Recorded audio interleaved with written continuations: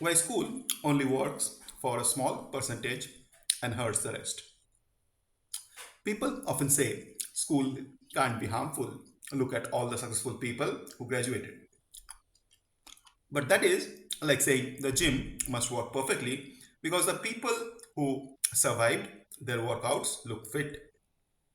School does not select for success, it filters for a certain type of brain, a certain type of behavior, and a certain type of conformity.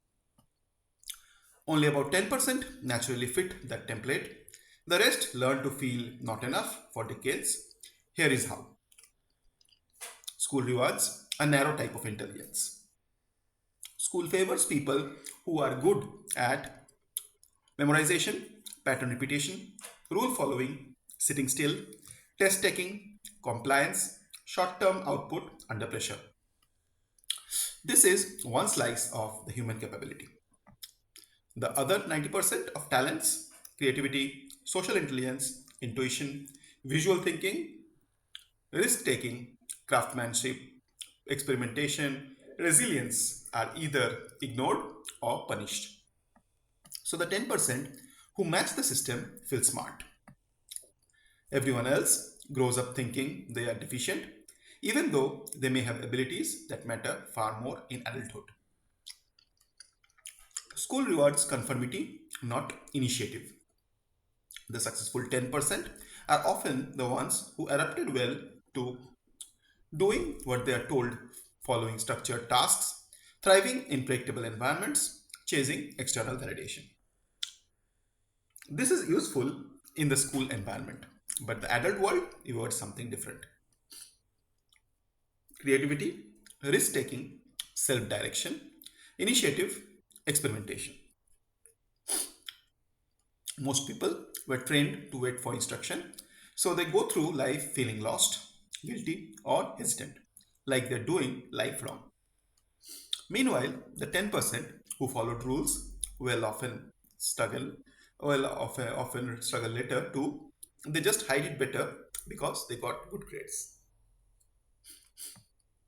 School makes 90% of people internalize I am not good enough.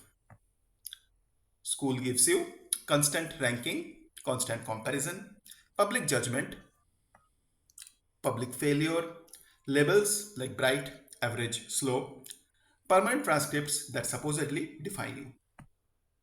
You can graduate, get a job, get a house, but deep down, a lot of people still carry the school created identity. I am behind, I am not smart, I need to prove myself, I am not talented. This is psychological damage, not academic preparation. School only teaches one path to success. School defines success as grades, compliance, credentials, traditional careers. But real success has hundreds of paths like entrepreneurship, creativity, craftsmanship, freelancing, innovation, unconventional careers, collaboration, risk taking, experimentation. The 10% who fit the template win the school game. The 90% who don't fit the template feel like failures even though they simply have different strengths. The system is not designed to reveal those strengths. School trains people to fear failure. Top students succeed because they avoided mistakes for 12 plus years. But failure avoidance destroys innovation, learning, exploration, ambition, and growth. So the 90% who got punished for mistakes spent their adult lives avoiding risk, avoiding change, avoiding embarrassment, avoiding new opportunities. They were conditioned to stay small. School's success stories are survivors, not proof. The argument people succeed after school, therefore school works, is flawed. It ignores three things. Some succeed because of traits school did not teach: resilience, curiosity, creativity.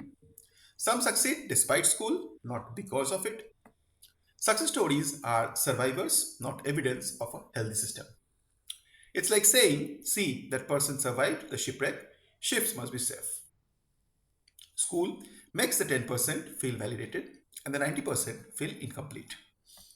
Here's the emotional split: the 10% feel competent, trust their abilities, see life as a series of tasks to complete, enjoy being graded and praised, succeed in systems. The 90% internalize shame, question their intelligence, feel behind even in midlife, believe they lack discipline, think something is wrong with them, never discover their actual strengths, and carry quiet insecurity everywhere. This is not an intelligence problem, it is a system design problem. In reality, human capability is vast and diverse.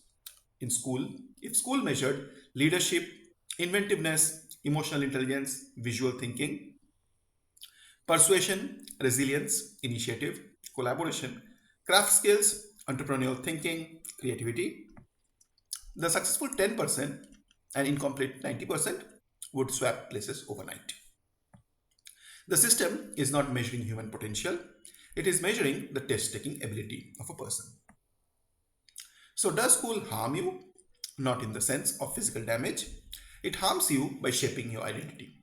It teaches millions of people to believe I am not enough, I am not smart, I am not capable, I am behind, someone else knows better than me. And that belief follows them for life unless they actively unlearn it.